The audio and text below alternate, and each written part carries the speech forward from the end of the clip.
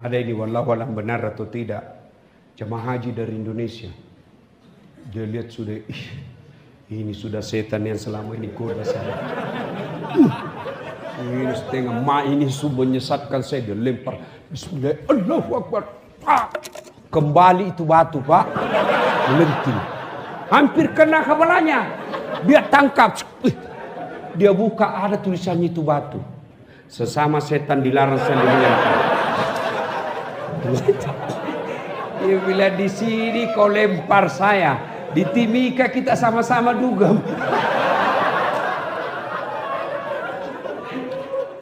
Alhamdulillah, setan yang ada di rumah berhasil kita kalahkan sehingga kita bisa hadir di tempat ini.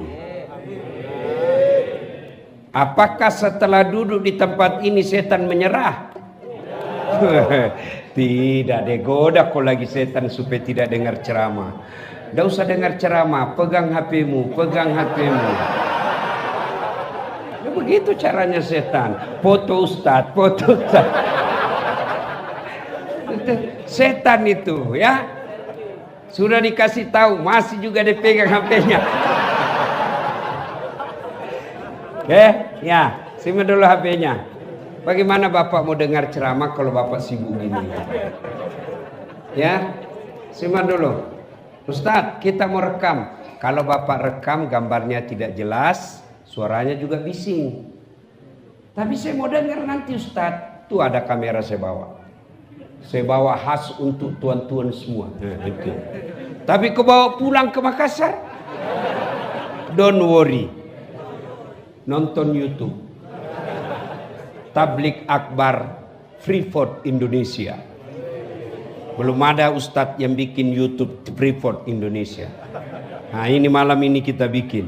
Maka tolong simpan dulu HP-nya. Jagai perasaan saya, bos. Oh, udah gampang saya bisa datang di sini, Pak. Kemarin saya masih di Malaysia. Tiba hanya beberapa 3 jam barangkali di rumah. Jam 3 subuh ke sini lagi. Sampai di sini belum lama istirahat, dijemput lagi. Sudah siap orang Ustaz. Tunggu dulu bos, sekali sudah isya. Iya kan? Besok subuh berangkat turun lagi ke gunung. Dibawa, benda tahu apa namanya. Ya, sudah itu terbang lagi ke Jakarta. Jadi begitu saya menghormati acara ini, meskipun saya lelah, saya datang. Jadi tolong balaslah penghargaan itu dengan simpan HP-nya. Bisa? Bisa? Oke. Maka idan bismillahirrahmanirrahim. Innallaha wa malaikatahu yusalluna 'alan nabi. Ya ayyuhalladzina amanu sallu 'alaihi wa sallimu taslima. Sesungguhnya Allah dan para malaikatnya bersalawat kepada Rasulullah Muhammad sallallahu alaihi wasallam. Maka wahai orang-orang yang beriman, bersalawatlah kalian kepada Rasulullah dengan sebaik-baik salawat. Sadaqallahul azim, maha benar Allah dengan segala firman-Nya. Bapak Ibu, saudara-saudara sekalian, teristimewa yang saya hormati, semua nama-nama orang yang disebut tadi oleh mewakili panitia. Semua yang disebut beliau, saya juga hormati. Karena kalau saya sebut lagi nanti salah-salah, waktu juga habis. Ibu bapak, saudara-saudara sekalian. Poin pertama. Ada yang mau saya kasih HP iPhone 16? 1 tera. Mau? Coba, mana angkat tangan? Mana HP ku tadi? Mana? Bapak. Tapi begitu bapak saya kasih, bapak langsung tuli. Mau? Kira-kira mau? Mau Pak? Oke. Poin pertama. Ya, berarti yang mahal bos bukan iPhone. Yang mahal bukan jaringan. Yang mahal bukan seluler. Apa yang mahal? Telinga. Dan saya yakin Anda diterima di perusahaan ini karena telingamu normal. Iya. Dan hebatnya lagi nih telinga, tempatnya proporsional. Pernah enggak Bapak bayangkan bagaimana seandainya telinga satu dibawa ketek? Halo, ya Ustaz. Kok tunggu dulu Ustaz. Iya kan? Iya. Hebatnya lagi nih telinga, dia bisa bedakan mana suara istrimu, mana suara selingkuhanmu. Bayangkan kalau istrimu telepon, kau kira selingkuhanmu. Kacau kau punya rumah tangga. Dan itu pun tidak pernah kita kursus membedakan suara.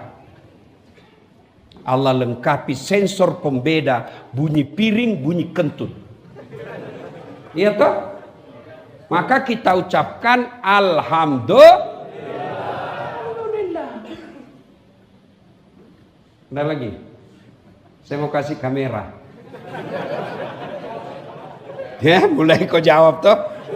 Kamera paling mahal kalau iPhone yang ada tertulis 6. Mahal itu. Itu kamera saya. Maafkan saya bukan mutakabur ya, hanya untuk gampang kita pahami. Itu lebih 100 juta harganya. Iya. Bapak mau? Saya kasih gratis, Bos. Pikir maku itu? Nggak ada.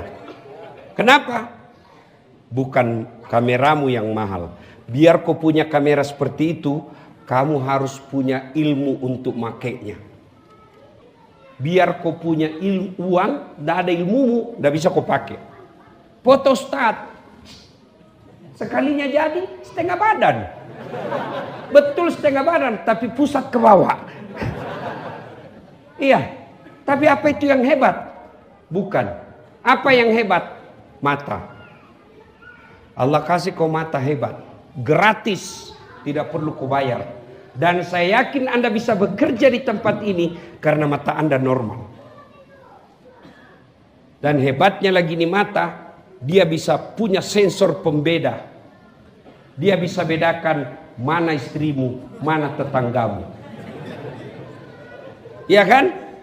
Coba bayangkan kalau tidak bisa dibedakan mana istri, mana tetangga. Tak tukar-tukar istri. Kenapa ini malam Senin tidak ada beda-beda rasanya? Oh, ternyata security.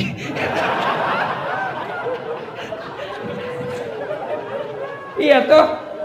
Iya. Maka kita ucapkan Alhamdulillah. Tuan-tuan. Tahu Lionel Messi? Tahu Lionel Messi? Ronaldo, kau kumpul semua gajimu pegawai Freeport yang ada di sini, belum bisa mengalahkan gajinya Ronaldo 1 bulan. Itu hebatnya itu. Jago main bola. Apa karena dia hebat? Tidak. Apa karena punya skill hebat? Tidak. Apa sebabnya? Kalau Allah kasih kaki yang bisa bengkok. Mana bisa dia main bola kalau kakinya tidak bisa bengkok?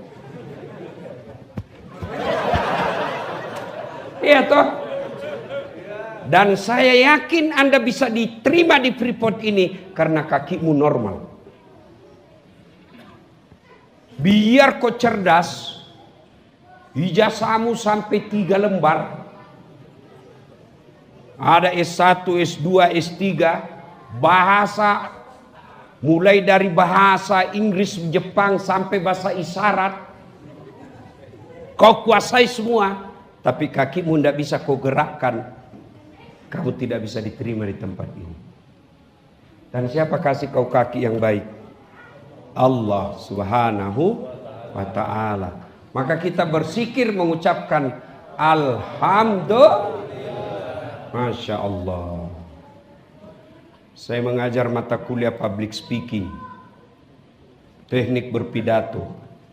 Dan itu final testnya harus praktek depan saya.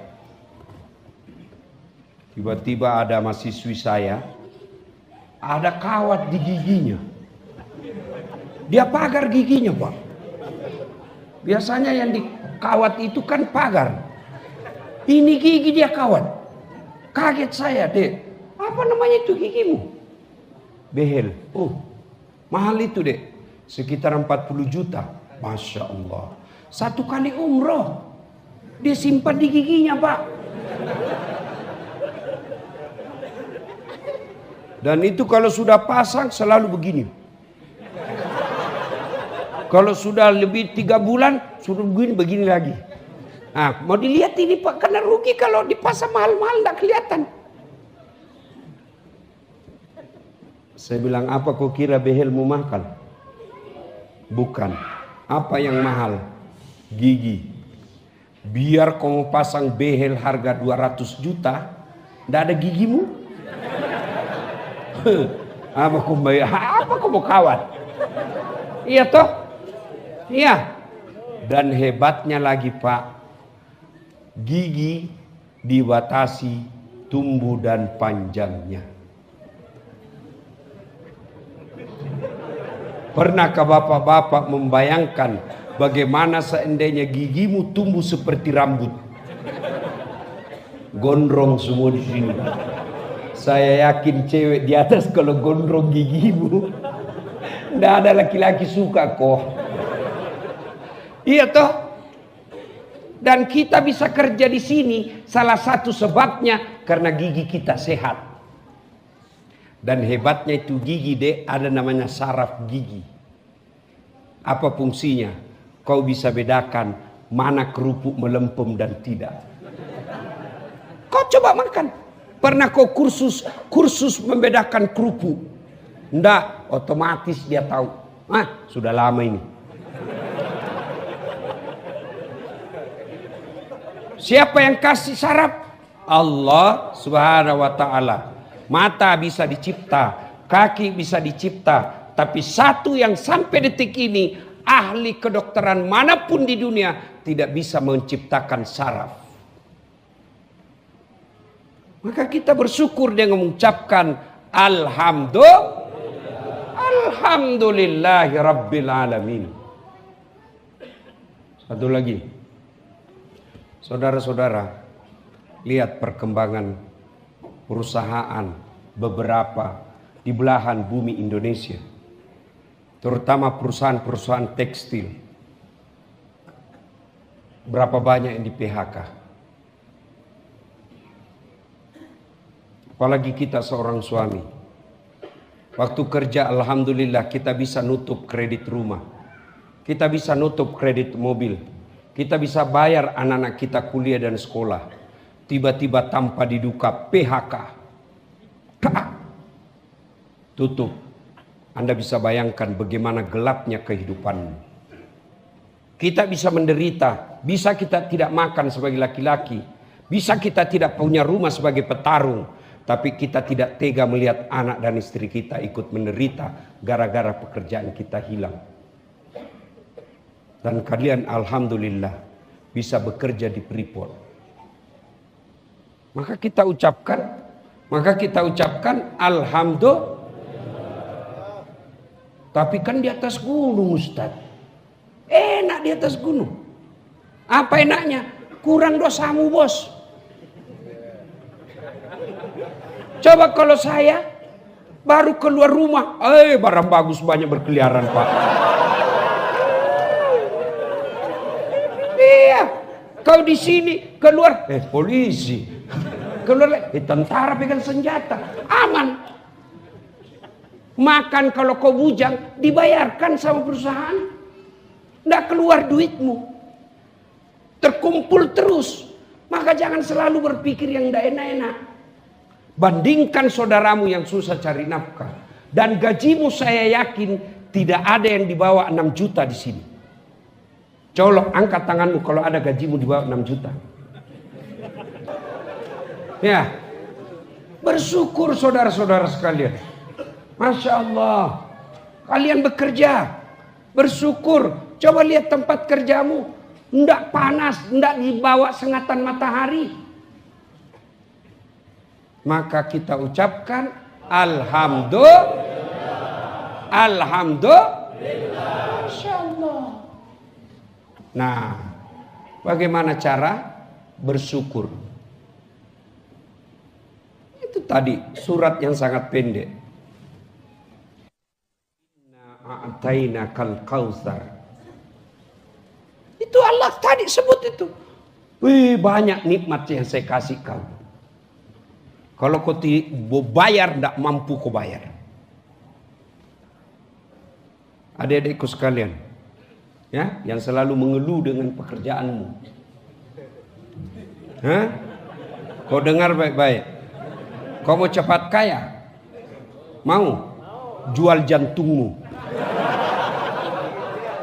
Oh, di Hong Kong jantung bisa dihargai 5 miliar uang Indonesia. Jual itu. Tambah ginjalmu. 2 miliar satu ginjal, 2 di dalam, 9 miliar sudah itu. Mata, kaki, maka wajar ketika dikatakan kau tidak bisa membayar nikmatnya Allah. Kau bilang kau rajin beribadah, ibadahmu bagus. Kisah Radiatul Adawiyah pernah menceritakan, ini kisah berhikmah namanya. Yang kita ambil jangan proses ceritanya, tapi hikmahnya yang kita ambil. Ada orang ibadahnya 300 tahun. Apa kerjanya selama hidup? Ibadah, makan, tidur, ibadah. Itu aja. 300 tahun. Ketika dia wafat, dengar suara firman Allah, dia kata, Allah masuk ke surga karena ridaku. Tamano surga nasabak pamaseku, tamako masuk ke surga karena ridaku. Ini orang 300 tahun komplain. Tunggu dulu Tuhan. Saya tidak mau masuk surga karena ridhamu, karena saya punya hak ibadahku 300 tahun. Kata Allah, kau berhitung-hitung rupanya. Baiklah, Jibril, ambil kalkulator. Jangan curah kau cari kalkulator. Maksudnya ini supaya gampang kau mengerti. Nah, hitung amalnya. Hitung amalnya 300 tahun. Bandingkan dengan nikmatku. Ambil 1 biji matanya. Timbang biji matanya sebelah kanan. 300 tahun ibadahnya sebelah kiri. Timbang punya timbang. Subhanallah, maha suci Allah. Mana yang lebih berat? Matanya sebelah kanan. Kata Allah, itu baru mata kananmu itu. Kau kira kau bisa beribadah kalau sakit terus matamu? Kau kira kau beribadah kalau kentut-kentut kau? Baru mau tawaf. Lebih kau. Tidak bisa bos. Dia ketawa, saya suruh sini. Kau kira saya stand up? Iya. Maka Allah katakan, kau tidak bisa bayar. Fabi ayyi ala'i rabbikuma tukadziban. Banyak saya kasih kau nikmat. Karena banyak dikasih nikmat, maka pertama ucapkan hamdalah. Supaya berbekas itu ucapanmu, jangan kau terlalu buru-buru bos. Ucapkan dengan tenang, lalu usap dadamu. Itu insya Allah ada bekasnya. Wih, kau naik pegolongan, alhamdulillah. Apa artinya itu? Wih, kau dapat promosi, alhamdulillah. Apa artinya itu? Coba kau dengar orang zikir kalau di masjid. Saya biasa juga bingung. Tak tahu apa dia bilang. Terlalu cepat, tidak jelas. Kayak makan pisang goreng panas. Apa itu bos? Tidak jelas. Maka kalau bisa berbekas, alhamdulillahirabbil alamin. Dapat WhatsApp cewek tuh. Cintamu ku terima bang. Alhamdulillah. Tapi mohon maaf dek, saya punya istri. Ya, coba mulai besok bapak praktekkan. Begitu bangun tidur selamat, selesai baca doa, lalu ucapkan alhamdulillah. Pasti berbekas di hati pak. Yang kedua, menurut Quran tadi, sudah kau saya kasih nikmat. Yang kedua, ayo, fasolli. Maka bersolatlah. Kalau kau merasa bersyukur atas nikmat saya berikan kepadamu, solat. Kenapa? Karena solat adalah bentuk kesyukuranmu kepada Allah Subhanahu wa Ta'ala. Solat adalah puncak penghambaanmu kepada Allah Subhanahu wa taala. Saya engineer, saya dokter, saya PR, saya ustadz. Oke, kau semua apa saja, tapi kau hambaku, kau sujud di depanku. Saya wali kota, saya presiden, saya menteri, saya pengusaha, saya kontraktor. Kamu tetap hambaku, kau sujud di depanku.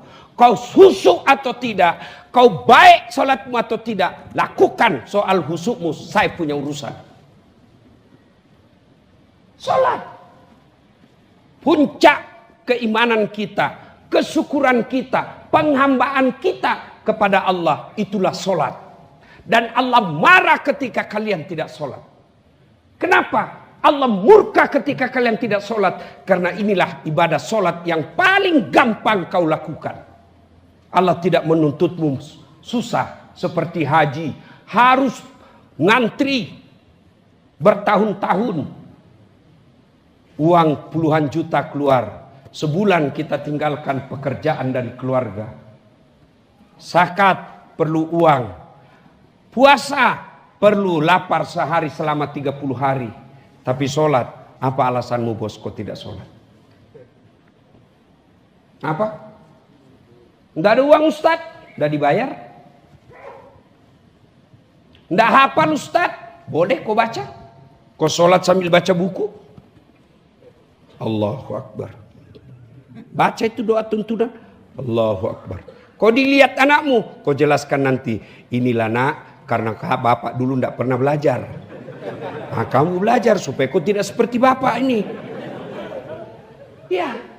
Apalagi alasanmu tidak mau sholat. Saya tidak lihat kiblat Ustaz. Kau menghadap kemana saja. Saya tidak bisa kena air Ustaz. Kau tayamum. Beda haji bos. Ada uangmu. Tidak sehat. Tidak berangkat. Kau sehat. Tidak ada uangmu. Tidak berangkat.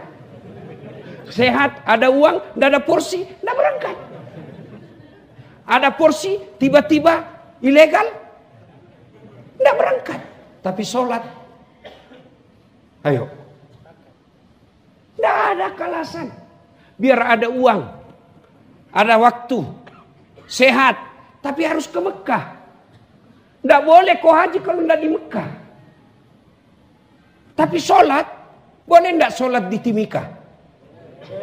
Boleh tidak sholat di Sorong? Boleh tidak sholat di Bali?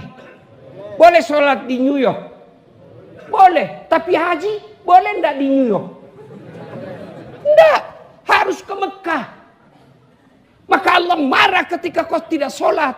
Kenapa? Ini ibadah yang paling gampang. Dan itu bentuk kasih sayang saya kepadamu, kepada Allah.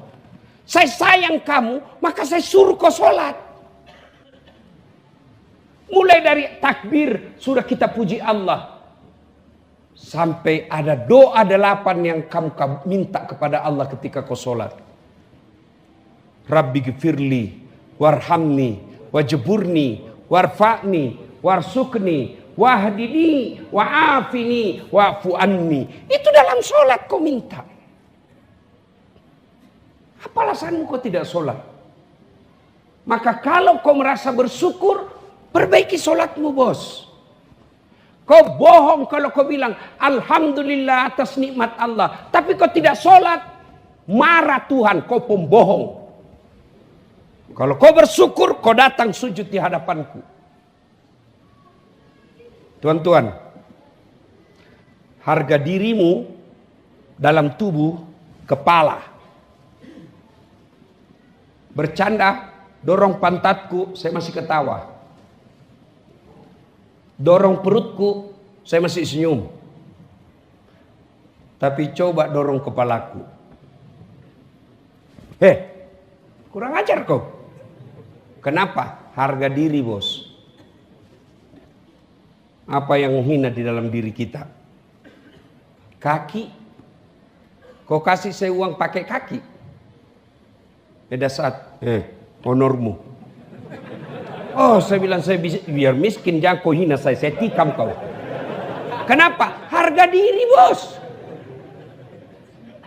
Tapi ketika kau di hadapan Allah, kamu semulia-muliamu di dunia, Kamu mau presiden, mau apapun, kamu hina di hadapanku. Sundukkan kepalamu. Sehina kakimu. Kenapa? Kamu hamba, saya Tuhanmu. Maka orang yang tidak sujud di hadapan Allah, dialah bentuk pembangkangan paling besar kepada Allah. Salat. Coba lihat. Salat juga adalah puncak penghambaan kepada Allah. Maknanya, karena dalam salat kau tidak boleh lakukan apa-apa kecuali kau sembah Allah. Haji, boleh kau sambil nyanyi bos. Tawaf, labbaik Allahumma labbaik, labbaik la syarika lak labbaik, boleh. Ayo. Bayar zakat, boleh kau sambil nyanyi. Insaflah wahai ini ustaz zakatku. Manusia bila diri. Ustaz ini. Boleh. Tapi sholat boleh ku nyanyi? Allahu Akbar. Begadang jangan begadang. Batal. Kenapa? Tidak boleh ada kegiatan lain kecuali kau menghamba. Sholat boleh sambil dagang? Tidak boleh. Allahu Akbar kabira. Bang, berapa bensin? Sebentar ya. Tidak bisa. Kenapa? Kau lagi menghamba kepada Allah. Ayo. Ada yang malah sholat di sini. Kau bilang apa alasanmu? Apa? Apa? Sebagai tentara polisi, lagi tugas keamanan, tidak boleh tinggalkan pos. Tiba waktu sholat duhur, sudah mau masuk asar, silakan kau sholat. Namanya sholat khauf. Sholat dalam keadaan perang. Gimana caranya Ustaz? Misal berdua tugas, ya. Di depan selesaikan dulu 1 rakaat. Yang di belakang dia pegang senjatanya. 1 rakaat selesai, yang di depan dia lagi yang pegang senjatanya. Yang di belakang selesaikan 1 rakaat, yang depan tunggu selesai 1 rakaat di belakang sambil dia pegang senjatanya. Namanya salat khauf.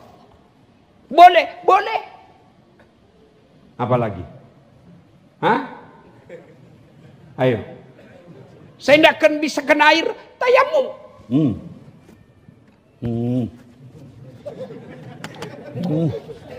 Sudah.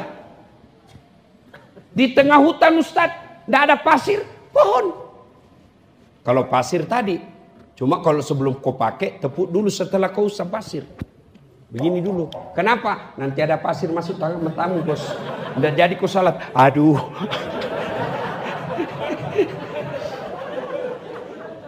Apa lagi? Saya sariawan Ustaz. Silakan kau sholat sariawan.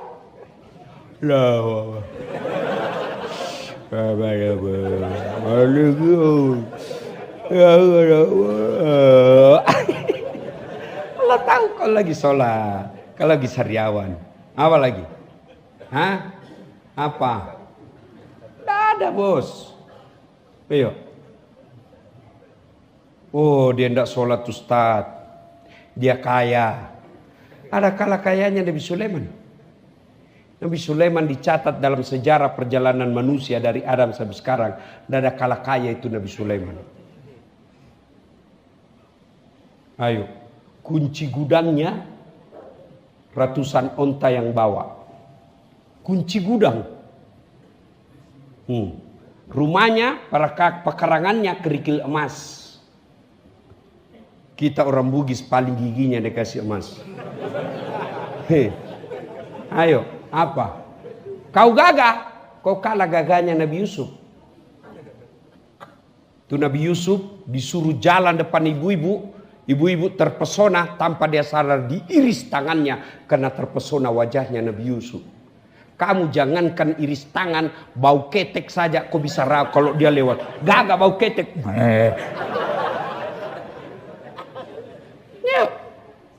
Hebatnya itu Yusuf cakap tetap beribadah. Saya sakit Ustaz. Ada kala sakitnya Nabi Ayub. Ayub alaihissalam, biniknya berkata, kau doalah bang, kau kan Nabi. Saya malu berdoa kepada Allah. Nikmatku, sehatku jauh lebih banyak daripada sakitku. Ayo.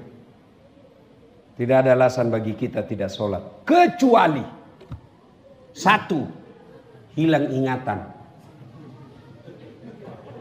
Kalau bapak merasa gila, boleh. Kenapa tidak sholat? Gila Ustaz. Boleh. Boleh. Dua, boleh tidak sholat? Belum balik. Kalau ada di sini adik-adik belum pernah merasa mimpi basah, boleh kau tidak sholat. Kenapa? Belum balik. Gimana caranya belum balik? SMP aja kau sudah kreatif sendiri. Ayo, apa lagi? Tiga, kau boleh tidak sholat dalam tekanan. Tiba-tiba datang Belanda, Porlander, hop perdomes, ini anak ini Belanda, ini pitung hana halvet. Kau sholat, saya pecahkan kepalamu, senjata di kepala. Boleh, Anda dalam keadaan terpaksa. Ada begitu di sini. Kalau kau sholat, saya kasih keluar kau dari Freeport. Enggak. Makanya kalau kalian bersyukur, sholat. Aduh, saya yakin semua yang di tengah ini, kau datang ke sini gunung karena kau cari dunia. Bohong kau kalau kau bilang, enggak Ustaz, ini demi prestasi. Kau pasti gara-gara itu doaan tadi. Doakan kami dalam mencari nafkah.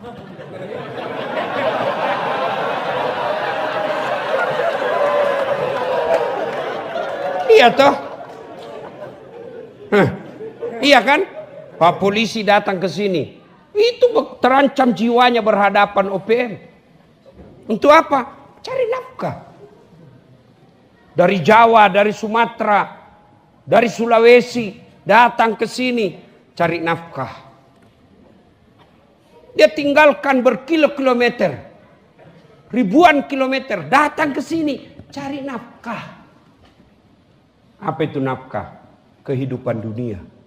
Tapi saudaraku percaya, tidak mungkin dunia dalam genggamanmu kalau yang punya dunia kau tinggalkan. Nah, jangan heran, duitmu banyak tapi gersang jiwamu. Duitmu banyak tapi istrimu suka ngomel. Duitmu banyak tapi istrimu kalah-kalah Satpol PP. Baru datang langsung mana HPmu? Kau ketawa karena kau semua alami.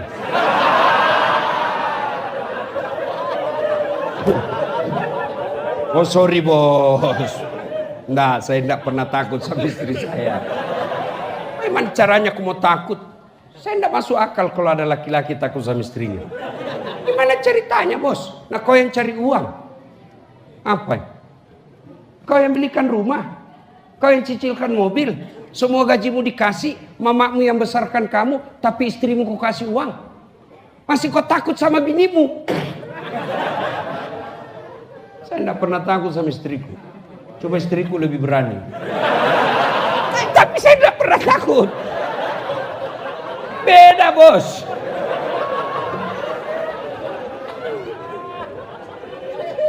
Nah, maka sholat saudara-saudara sekalian. Mustahil dunia dalam genggamanmu kalau yang punya dunia kau tinggalkan. Sholatmu cuma hari Jumat. Itu pun paling terlambat datang. Paling cepat pulang. Orang khutbah kau tidur. Begitu ada masalah bu, ya Allah saya sudah capek ditambah gapura ini ya Allah.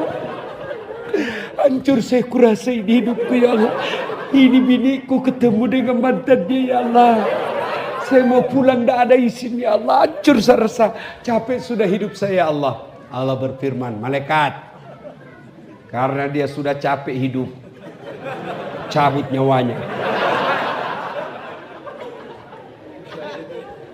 Ayo, saudara. Kecil buat Allah bahagiakan rumah tanggamu. Kecil buat Allah taklukkan hati istrimu. Kecil buat Allah bimbing anakmu. Tidak ada yang mustahil di sisi Allah. Yang penting dekati Allah. Pacari Allah. Allah selebihnya urus hidupmu. Ayo. Sholat. Itulah tadi makna dari surah yang pendek itu. Kenapa pendek Ustaz? Allah ingin seolah-olah memberikan pesan. Hidupmu pendek. Maka bersyukur pelihara sholatmu. Kenapa Ustaz? Anda tahu. Satu kali tinggalkan sholat. Itu hukumannya 1 hari di neraka. Buka surah Al-Hajj 47. 1 kali kau tidak sholat subuh tadi. 1 hari kau di neraka bos. Berapa 1 hari? 1000 tahun dunia. Ayo, 1000 tahun Pak. 5 kali sore semalam. 5 kali kau tidak sholat. 5000 tahun kau disiksa di neraka. Maka jangan anggap penting itu sholat. Saya maksiat Ustaz. Ya dosamu lain, sholatmu lain. Wala talbisul haqqa bil batil. Allah tidak campurkan antara yang hak dan yang batil. Dosamu catat sebelah kiri. Sholatmu catat sebelah kanan. Saya masih judi Ustaz. Kau judi tidak sholat 2-0. Mana berdiri dosamu. Kalau kau sholat judi 1-1.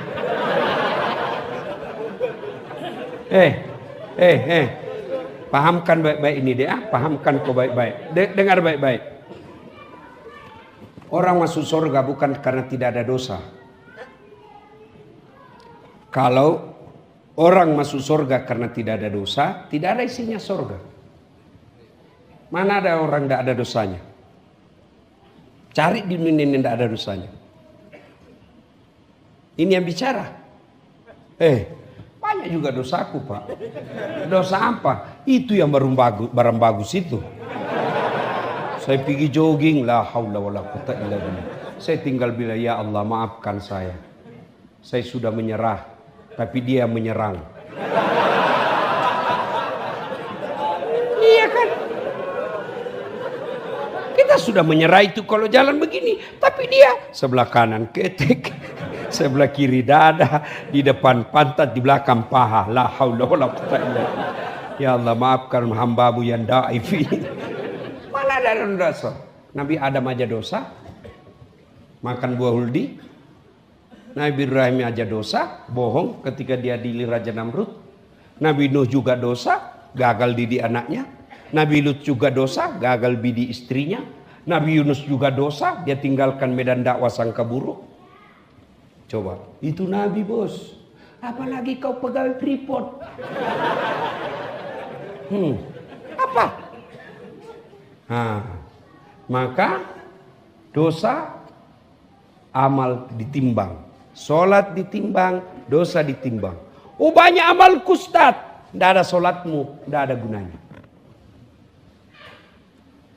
Sholat itu password. Sholat itu PIN kalau ATM. Saya kasih lagi ilustrasi sederhana. Sampai kalau mudah-mudahan Bapak pernah tengok ceramah saya yang sama iya itu tiangan itu ada bunga-bunga di sini. Ya. Samping itu saya tambahkan lagi logika gampang. Anda pergi nabung suatu bank. Ada CCTV. Dilihat itu, sertor yang terima uangmu, teman kerjamu, tiap hari kau makan siang bareng dia. Terima duit pegawai bank 10 juta. Oke? Beberapa hari kemudian kamu datang ambil duitmu. Apa kau cuma bilang, duitku 10 juta, mana? Apa kata kawanmu yang kasir? Mana buku rekening?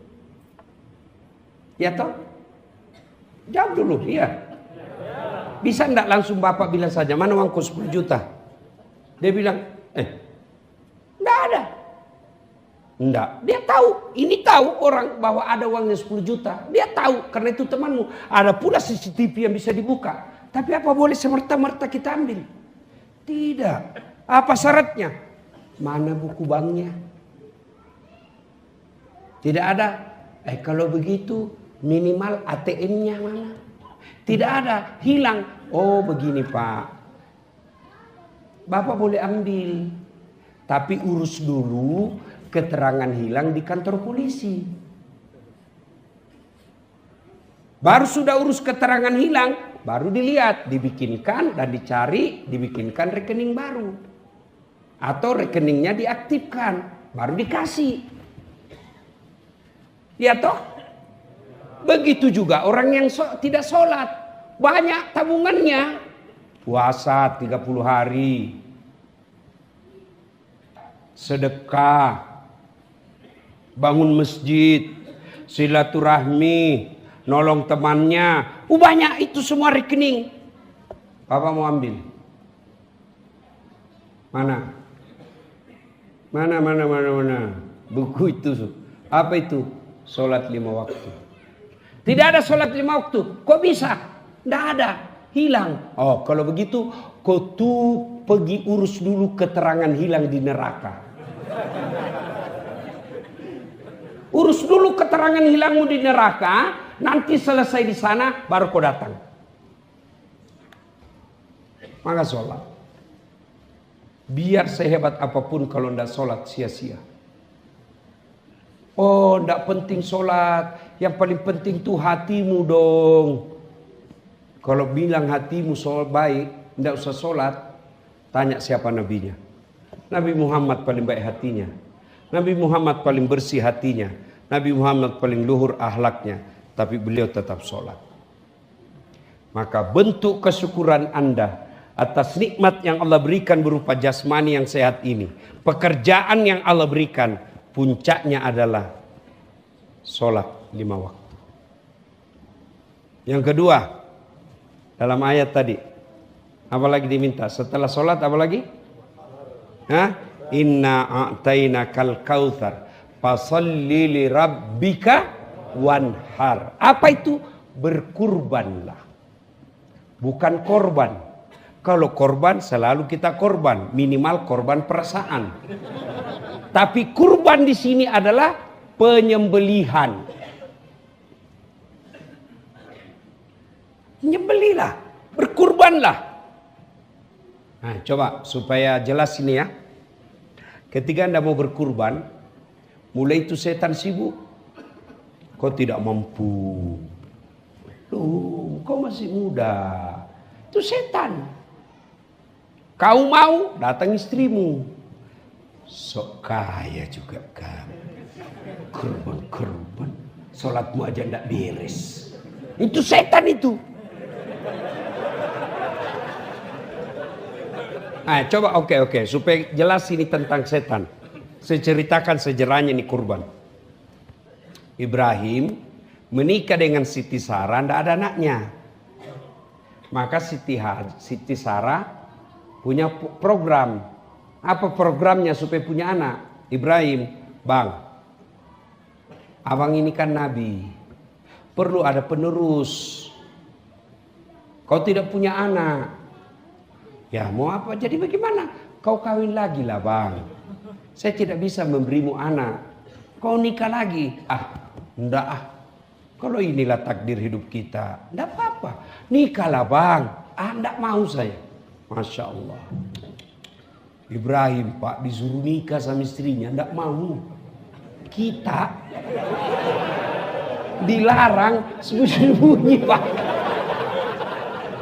Pakai KTP-nya orang lain lagi.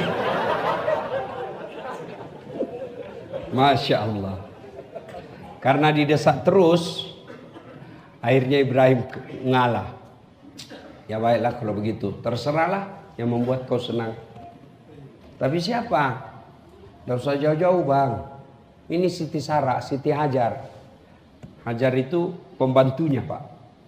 Tidak usah jauh-jauh. Ini aja. Pembantu. Ini menunjukkan bahwa perempuan tidak akan pernah ikhlas di poligami.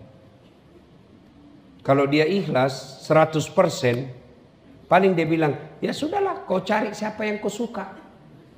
Itu 100% suka namanya itu. Ini disuruh bebas tapi terbatas. Ya kan? Ada kan biasa perkataan begitu toh? Bebas tapi terbatas. Batasnya apa? Pembantu. Nikah. Sudah menikah, alhamdulillah hamil Siti Hajar. Selang beberapa saat hamil pula Siti Sarah. Jadi tolong ibu-ibu dengar baik-baik. Kalau sudah menikah 5, 7, 10 tahun belum punya anak, sampai detik ini, coba pinjam ilmunya Siti Sarah. Kau suruhlah suamimu nikah lagi. Dan bapak-bapak juga jangan langsung merdeka. Acting dulu. Enggak Begitu bapak bilang, dah lah, sudah bilang, sudah kalau gitu enggak usah.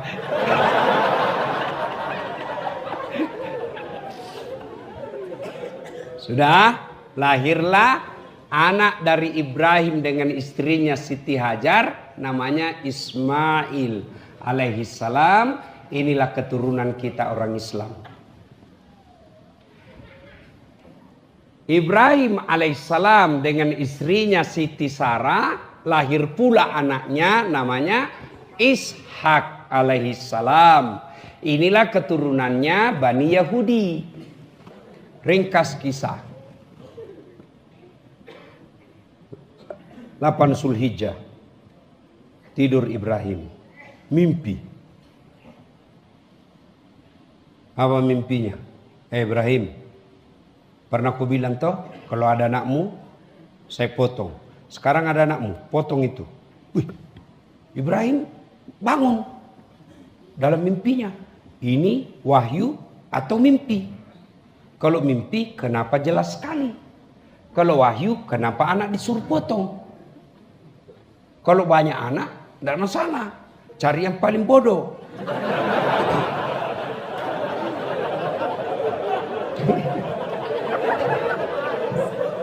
Ya kan? Sudah. Berpikir terus seharian Nabi Ibrahim. Dia berpikir wahyu mimpi, mimpi wahyu, wahyu mimpi. Berpikir. Maka kita tanggal 8 Zulhijjah disebut hari Tarwiyah yang semakna dengan hari berpikir-pikir.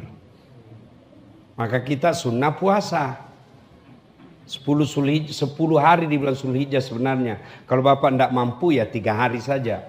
9 Zulhijjah mimpi lagi. Bayar janjimu, bangun. Wah, Ibrahim hakul yakin. Ini bukan mimpi, ini wahyu. Maka 9 Zulhijjah itu Nabi Ibrahim yakin.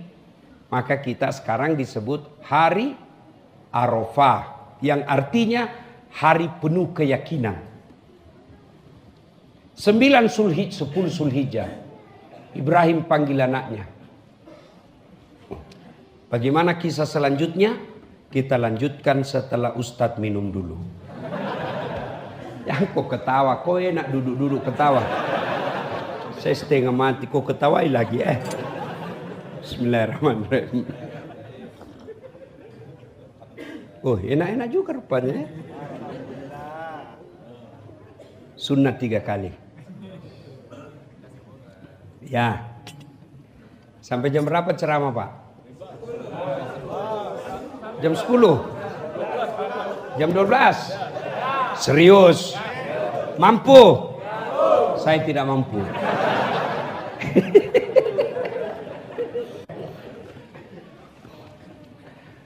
Dia panggil anaknya tanggal 10 Zulhijjah. Mail. Ismail. Sini dulu. Nah, sini dulu. Tong, sini tong. Kenapa, Pak? Ada kepikiran saya ini, nak.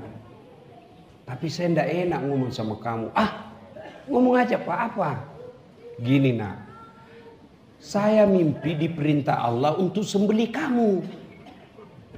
Allah berfirman menyuruh saya untuk menyembelih kamu. Menurutmu bagaimana? Masya Allah. Bapak-bapak, anaknya bapak yang SMP ajak ngomong seperti ini. Coba bapak ajak. Sini kau dulu nak. Saya disuruh sembelih kamu nak. Apa kira-kira jawabannya? Kenapa saya pak? Nenekku aja yang sudah tua. Itu nenekku kan sudah mau pikun-pikun. Dia aja duluan kita potong. Ini jawaban orang cerdas. Bukan orang soleh. Apa jawaban Ismail? Pak, kalau ini perintah Allah, laksanakan. Jangan kau ragu. Insya Allah Bapak dapati saya sebagai anak yang soleh. Beli nak? Ya. Cuma Pak, sebelum dieksekusi, saya punya beberapa permintaan. Apa itu nak? Satu, tolong Bapak kalau nanti potong saya, tutup matanya. Gini, kenapa? Saya yakin kalau Bapak lihat saya, pasti Bapak tidak tega. Dua, tolong Bapak pakai pisau yang sangat tajam. Kenapa? Supaya saya tidak lama menderita. Dengar yang petugas kurban, pakai pisau yang sangat tajam, satu iris sak, supaya binatang tidak lama sakit. Dan cara menyembelihnya itu Pak, ada tekniknya supaya cepat. Bukan di tengahnya, bukan di bawah, tapi dekat dari ujung di sini kira-kira. Coba Bapak amalkan itu, praktekkan di ayam. Kalau Bapak sembelih di sininya, itu dia lari dulu tuh.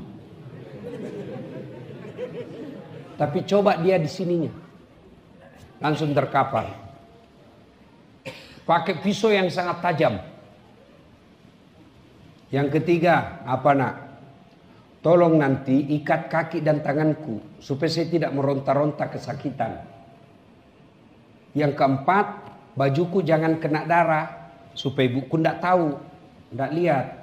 Yang kelima, tolong nanti kalau sudah disembelih dan saya sudah wafat, jangan ada anak lewat depan rumah seumuranku supaya ibuku tidak mengingat dan mencariku. Baik, bawalah jalan.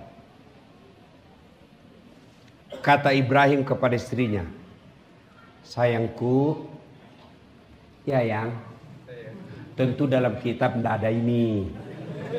Kan? Kenapa bang?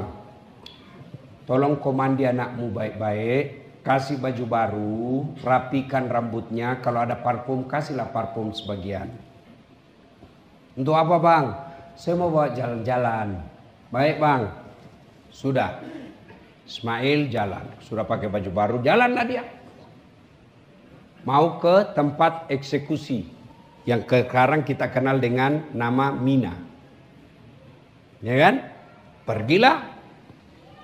Begitu jalan, si ibu ini setan. Waduh, mau betul dia potong anaknya ini. Bahaya kalau begini. Tidak ada teman kita di neraka nanti. Jadi tugasnya itu setan di dunia Pak, mengalihkan perhatian Bapak supaya Bapak tidak masuk surga. Dia adalah hambatan-hambatan jalan yang membuat Bapak tidak fokus masuk surga. Datang setan. Baim, Ibrahim. Kau tengok dulu anakmu di belakang. Lagi lucu-lucunya. Lama kau harap, masa kau tega potong. Ibrahim tidak banyak bicara Pak. Diambil batu. Ishak ya lah. Pep, setan, pergi kau. Kena kepalanya Pak. Sampai di pos 40, balik lagi. Cek, apa namanya tadi yang saya lewati singgah-singgah? Checkpoint. Sampai checkpoint 40, balik lagi. Ya, saya lihat tadi banyak yang singgah kencing berdiri.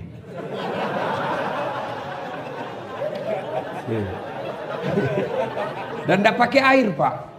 Dan saya yakin ini boleh kata 80% pasti tidak sholat.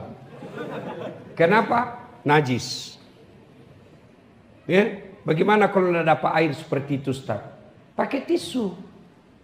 Tidak ada tisu, daun. Coba periksa baik-baik dulu itu daun. Jangan ketawa bos, ini serius. Ini ilmu fikih. Gimana caranya? 1, ambil daun 3 lembar. Pertama, jangan lihat ibu-ibu. Enggak apa-apalah. Ambil daun pertama, gosok ke bawah. 2, ambil lagi daun kedua, gosok ke atas. Ambil daun ketiga, gosok lagi ke bawah. Bersih. Ketemu air, tetap harus. Kalau tidak ada air masuk waktu sholat, tayamum. Sudah boleh. Cuma cara gosoknya begini. Jangan kok begini. Tambah kotor. Ya. Nah sudah lanjut. Gak. Kenapa ibu-ibu yang ketawa? Nah sudah. Gagal gini goda suaminya, dia datang ke istrinya. Jar. Apa? Kau tahu mau dibawa kemana anakmu? Ya mau dibawa jalan-jalan sama bapaknya. Bodoh, kau tipu kutu hoax. Musuhnya apa? Dia mau potong anaknya. Sembarang kau bilang kau. Mana ada orang tuh mau potong anaknya? Katanya perintah Tuhannya. Apa? Perintah Tuhannya. Jangankan anakku, saya pun siap dipotong kalau itu perintah Tuhan. Jangan banyak bicara. Pak! Tembak. Kak! Kena kepalanya. Sampai dicek poin 60, balik lagi. Anaknya lagi digoda. Nah ini, kau tahu mau dibawa kemana? Masih mau bicara langsung dilempar pak. Jangan banyak bicara. Ishab ya ledek. Tadi kena kepalanya, sekarang mata kanannya kena. Makanya sebagian ulama mengatakan setan itu salah satu ciri-cirinya picor. Tahu kan picor? Itu yang rusak matanya, itu kena batu. Itulah 3 setan. Ibrahim lempar, Hajar lempar, Ismail lempar. Itulah kemudian yang diabadikan dalam ritual pelaksanaan ibadah haji, melempar 3 jumroh. Jumroh Aqabah justru ula. Aqabah, jumroh Wusta, ula dan Aqabah. Setan besar, kecil dan menengah. Ada ini wallahu alam benar atau tidak. Jemaah haji dari Indonesia. Dia lihat sudah, ini sudah setan yang selama ini goda saya. Ini setengah ini menyesatkan saya, dia lempar. Bismillah, Allahu Akbar. Kembali itu batu pak, melenting. Hampir kena kepalanya. Dia tangkap. Dia buka, ada tulisannya itu batu. Sesama setan dilarang saling melempar. Ya, bila di sini kau lempar saya, di Timika kita sama-sama dugem.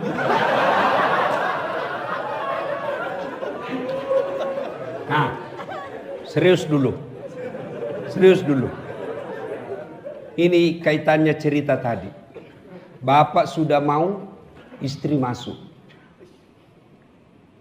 Kita mau, tiba-tiba anak datang. Pak, ngapain sih beli kurban?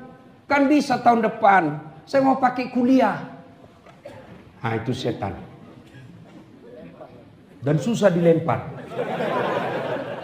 Waduh. Kenapa mesti melempar 3 jumroh itu? Kan satu tempat itu kan 7 batu pak. 3 tempat berarti 21 batu. Dan itu 3 hari jamaah haji lakukan. 21 kali 3 berapa? 63 kali. Kenapa mesti ulang-ulang 3 hari? Kenapa tidak bismillahirrahmanirrahim Allahu Akbar 63 kali hancur? Kenapa? Pesan dari Allah melawan setan perlu napas panjang. Kau gagal dia goda, dia datang ke istrimu. Gagal di istrimu, dia datang ke anakmu. Gagal di anakmu, dia datang dari temanmu. Setan prinsipnya saudara-saudara, kalau tidak bisa dirugikan, jangan untung. Kalau dia tidak bisa dibuat dosa, jangan dia beramal. Itu cara kerjanya setan. Maka ketika sudah dengar ceramah ini, setan ketika kau keluar, kau dalam hati sekarang, besok saya mau beli kambing. Minimal kambing. Begitu kau keluar, mulai datang. Kau lihat itu monitor HP-mu. Kau lihat itu sudah ada pecah-pecah itu. Masa insinyur HP-nya seperti itu? Temanmu aja ndak seperti. Oh, dalam hati benar juga ini ya. Ndak jadi beli kambing, dia beli HP. Itu setan. Maka kalau Anda bersyukur, kurban saudaraku. Saya tidak mampu. HP-mu aja berapa kali ganti. Saya tidak mampu, mobilmu ada. Sekarang kau boleh akali dirimu kata tidak mampu. Tapi percaya kau saudara-saudara, di padang mahsyar kelak ketika pengadilan akan bertanya, kenapa kau tidak kurban? Kau tidak akan bisa membantah pernyataan para malaikat dan Allah. Ketika kau dibuktikan, saya berikan kau kemampuan, hanya niatmu yang tidak kuat. Kurban. Nah, bentuk kesyukuran kita itulah berkurban. Setelah itu, saudara-saudara sekalian, makna dari kurban itu, karena tema kita adalah bermakna. Ya kan? Apa maknanya kurban? Dagingnya, darahnya tidak sampai kepada Allah. Apa yang sampai? Takwanya. Apa makna dari binatang kurban itu? Satu, ketundukan terhadap perintah Allah. Inna a'tainakal kautsar fasalli li rabbika wanhar. Maka berkurbanlah. Dan ditutup ayat yang ketiganya, celaka mereka yang mengingkarimu Muhammad. Mengingkari itu, Allah kasih kemampuan, tapi kau merasa tidak mampu, itu namanya ingkar. Allah ingkar kalau sudah katakan tidak mampu. Dan pada saat itu mulailah datang azab Allah. Azab Allah tidak mesti serangan jantung. Azab Allah tidak mesti bangkrut. Azab Allah bisa jadi anakmu membangkang. Kau larang, nak, kamu baru 17 tahun. Tidak bagus itu jalan sama laki-laki. Tapi rasanya kita lihat tiap 3 bulan lain lagi teman lakinya. Itu azab Allah itu. Mari koreksi. Azab Allah saudara tidak mesti serangan jantung. Tidak mesti bangkrut. Tidak mesti hilang rumah. Bisa jadi azab Allah itu adalah istrimu yang tidak taat kepadamu. Kita laki-laki, harga diri kita ketika istri kita nurut apa yang kita lakukan. Apa yang terjadi? Kita bilang jangan kau selalu keluar. Tidak bagus itu perempuan malam masih di luar. Apa kata binimu? Enak saja kau bicara. Coba kau yang tinggal di rumah. Itulah makna dari ingkar, maka Allah buat keluargamu tidak bisa turun.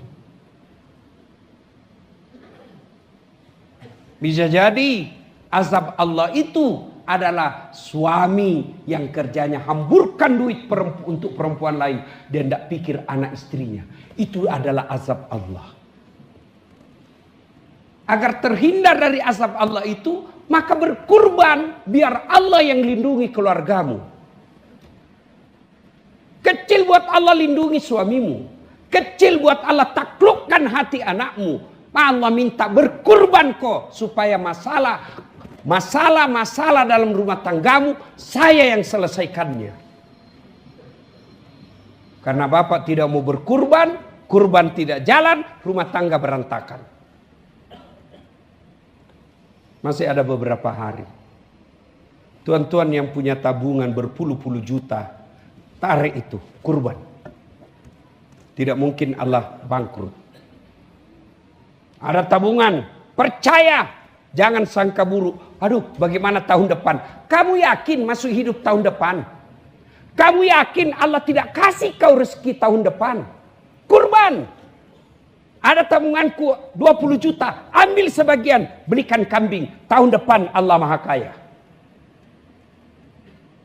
Kalau kau pikir bagaimana tahun depan, itu maknanya kamu tidak percaya ada rezekimu tahun depan.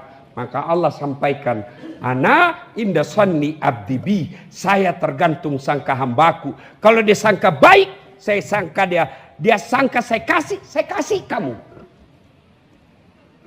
Allah tidak rugi kasih kaya kita. Apa Bapak minta, Allah tidak butuh. Sebaliknya, contoh ke saya. Kau minta HP ku. Ustaz minta HP-mu. Saya juga butuh. Tapi Allah, kau minta apa? Kekayaan, Allah Maha Kaya. Ampunan, Allah Maha Pengampun. Kesehatan, Allah Maha Menyehatkan. Allah itu bukan pengasih, Maha Pengasih yang kasih sayangnya tak terbatas. Maka yakin, ada duitmu bos, keluarin, tahun depan Allah kasih lagi. Saya berharap apa yang diinginkan panitia betul terjadi. Ada penambahan hewan kurban. Berapa disebut tadi? 20? Sapi yang terkumpul. 21. Lebih banyak di masjid saya, Pak. Padahal bukan pegawai Freeport di sekitarnya.